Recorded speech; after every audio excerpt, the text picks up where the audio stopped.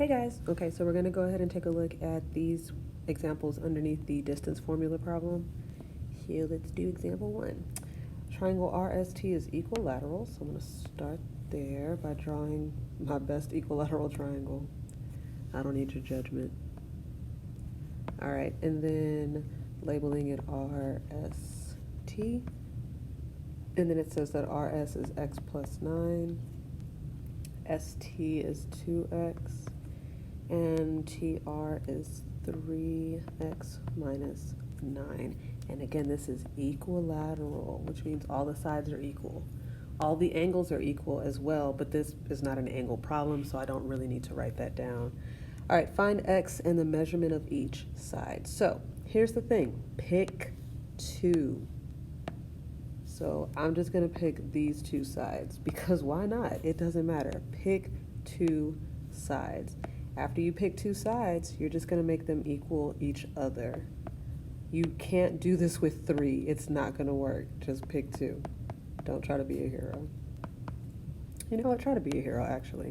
See what happens and get back to me because it might do you some good to try it for yourself.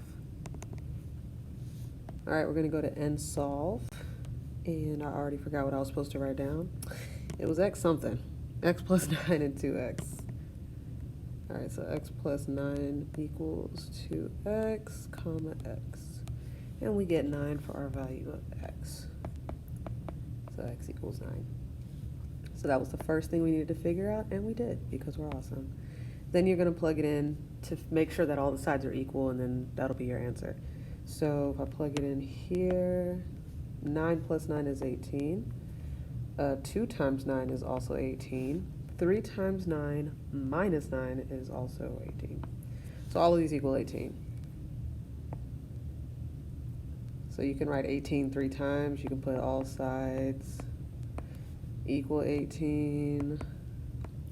You can be real, a teacher's pet if you will, and then just put like, actually over here, let's do that. We'll make it easier on ourselves. We'll just put 18, 18, and 18. I like that idea the best. Okay, and that's that. Next problem. EFG is isosceles. Angle F is the vertex, so let's just start there. I'm not too good with words, so let me just start drawing stuff.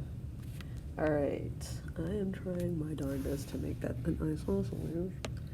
And then we're gonna label it EFG. It says F is the vertex, which means if I draw it like this, F has to be here because the other two have to be equal to each other. So that's F, so that would mean E and G are down here. Okay, cool. So this is isosceles, which means these two are equal or congruent. All right, so then let me use gray. The EF is 4x, and FG is 2x plus 6. Like that, and then GE is 14. I'm gonna rewrite this one because it looks really weird sideways. And then we're gonna set this up. Now, the easy thing about these is that only 2 sides are equal anyway, just these 2. So those are the 2 that I'm gonna, use for my equation. So we have 4x equals 2x plus 6. So again, we're going to make those equal because it's isosceles. That's what isosceles triangles are. And then we're going to use the end solve to solve this. Actually, I'm tired of using it. Y'all can use it. So if you go to end solve, type it in, put comma x. All right, if I take away 2x from both sides, it's going to be 2x equals 6, which means x equals 3. All right, cool. So I get x equals 3.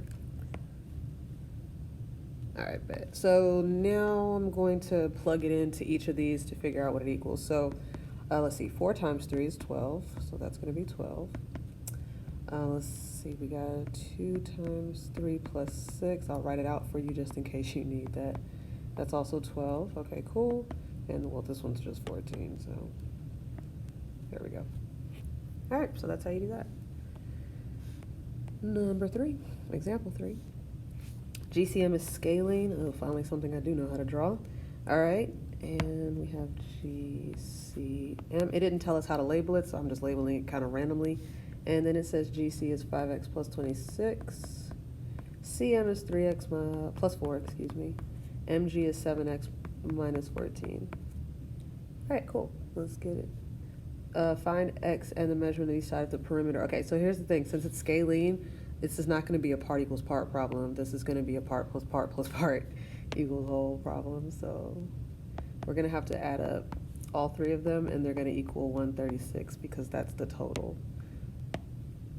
So 5x plus 26, 7x minus 14. Doesn't really matter what order you put them in. Just make sure they're all written down. If you're lazy, and you know, when I say lazy, I don't mean it as a bad thing. I mean people that find easier ways of doing stuff. So if you're that type of person and you're pretty decent at it, you can just combine like terms up here and write it down to make your job maybe a little easier. So I'll leave that up to you. If you're like, nah, let me just stick to what I know how to do, just do it this way. So you're gonna type this into NSolve exactly how it looks. I will do it for you even though it takes forever, just to help you out. So 5x plus 26, 5x plus 26 plus, oh my gosh, come on, there we go. 7x minus 14, 7x minus 14 plus, 3x plus 4, 3x plus 4 equals 136, I hope. That's what it said. Make sure I did that right. Okay, looks good. So we get 8. So x equals 8. So since x equals 8, you already know what's up. Go ahead and plug it back into all three of these. So I'm going to show you how to plug it in, but if you already know, you don't need to show this step. So you just do 5 times 8 plus 26. So that's going to be 40 plus 26, 66. And then for this one, plug it in. 3 times 8 plus 4, which is what? 24 plus 4 is 28. And then here we got 7 times 8, which is 56, minus 14, which is 42, I think. All right, so let me add those up just to make sure, because I'm starting to doubt myself. So I'm going to add up 66 plus 28 plus 42. Okay, and when I added them all up, they did equal 136. So I did get these right. Hallelujah.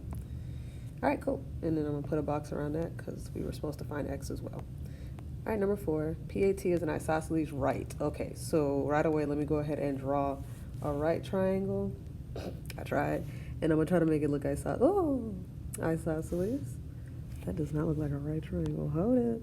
There we go. It's a little bit better. It doesn't look right. I tried, y'all. It says A is the right angle, so I made that the right angle, so that's A. And then the other ones should be P and T. All right, PA is 8x minus 8. Oh, and this is isosceles, which means these two sides have to be equal. AT is 6x plus 10. So I've established that. It doesn't tell me what the hypotenuse is, but I'm going to have to figure that out later. Yay me. Or yay us. So, but we do know that since it's isosceles, this and this are the same. They're both congruent to each other. So that's going to be 8x minus 8 equals 6x plus 10. All right, and so you can use NSolve. I'm not going to do it because it takes too long. So we get x equals 9. All right, I'm going to move this over to the side because we're about to need some space. All right, let me go ahead and plug it in to make sure I did it right. So 8 times 9 is 72, minus 8 is what, 64? Let me do this on my calculator. Oh, I actually got it right. Look at me and my mental math skills. Come on now. All right, let me do the other one. 6 times 9 plus, oh yeah, that's 64. All right, cool. Coolly high. So when I plug x, why did I put a 65? When I plug x into both of those, I get 64, so I did that right. Yay. All right. So now the fun part. You mean it wasn't fun enough already? So we can see over here. I'm not trying to scratch it out. I'm just trying to scribble to make it more obvious. This is the hypotenuse. So we need to figure out how long that side is. We know how long the other sides are, like, right? Because we know this is 64 and this is 64, but we don't know how long this side is over there. So that's what we need to do next. So we're going to use Pythagorean theorem, a squared plus b squared equals c squared to figure that one out. So my shortcut, don't forget the shortcut. Take the square root of the other sides, add them up, and that'll give you the longest side. So the square root of 64 plus 64 is 11.31. 1, it looks like. So, oh, I forgot to square it. Oh, Lord, I'm tired. I'm so sorry. I was like, why is that number so small? Go figure. 64 squared plus 64 squared. Let's try that one more time. 64 squared plus 64 squared. I am so sorry. That's 90.51. That makes a lot more sense. Your hypotenuse should never be smaller than your legs. Okay, so we got 90.51, and then we're done. I wrote them on the picture, so wherever you want to write them, just make sure you put like a box around it or highlight it so that I know where your answers are, because it does get a little confusing to grade. All right, guys.